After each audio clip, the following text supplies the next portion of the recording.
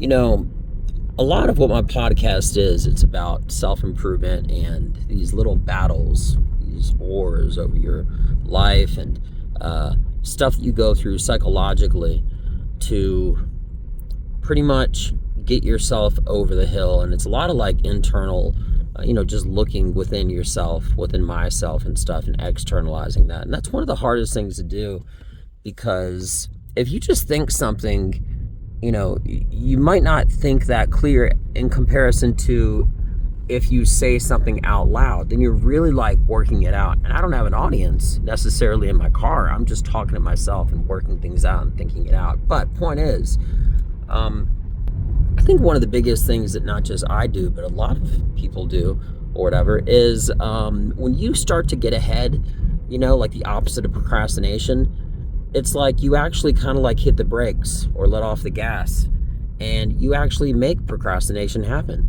And it's such a weird concept, because when you're ahead, it's so much easier to just stay ahead. But people feel like when you get ahead, all of a sudden you can slow down.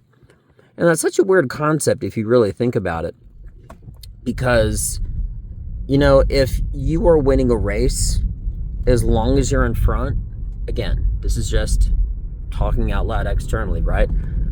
If you were in a foot race, as long as you feel like you have a good lead against the other guy, you feel like you can pace yourself. And that's true to a degree.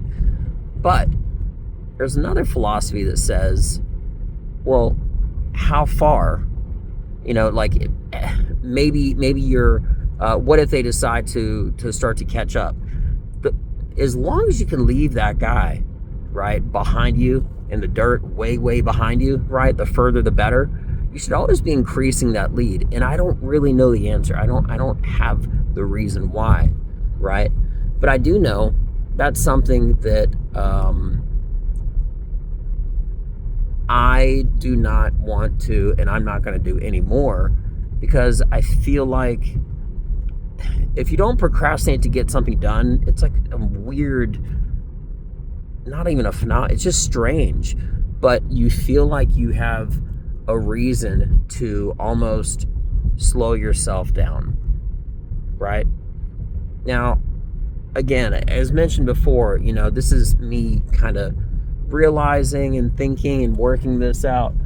But you got to admit, a lot of times, even you, the listener, if you are working on something and you're ahead of schedule, all of a sudden there's like this weird thing where you feel like you can just sort of like kick back a little bit and slow down because you're ahead. What's wrong with being ahead? What's wrong with winning a race multiple lengths or minutes earlier or something like that? I think the only time that you don't do that is in racing, car racing specifically, I mean, because the pedal is to the metal. If you ever watch Formula One, I love Formula One. If they get a lead, they will lap somebody. There's no other sport like that. Some people might not call it a sport, but a lot of times, even again in competitive sports, if they have a lead, they don't try to, typically speaking, try to press that lead. If a guy is up in boxing and he's winning on rounds, he doesn't necessarily try to win the fight because he knows he's already going to win. He can just pace himself. But what about the other side of that coin? What about the other side of the coin that says, let's finish this guy? Let's lap the person when we're racing them. Let's not win by have the next person behind me be 30 seconds behind me. Let's have them be a minute behind me. And I think it's fascinating if you actually just slow down and think about that, how there's already a thing, unfortunately, called procrastination, and the world, the universe, is so dedicated to it. They even put something called a snooze button, which I call the procrastination button, right? Why would you ever have an alarm go off and then have another button that says basically like, are you sure you want to get up? Or are you sure you want to do this right now? Let's just postpone it for 5 minutes or something like that. No, that's a dumb button. That's like a lazy button. If you use a snooze button, you're basically officially lazy, unless you're just trying to turn it off real quick and that's the only button that you tap into, right? But an intentional snooze is intentionally procrastinating. So that's a crazy little button if you think about it.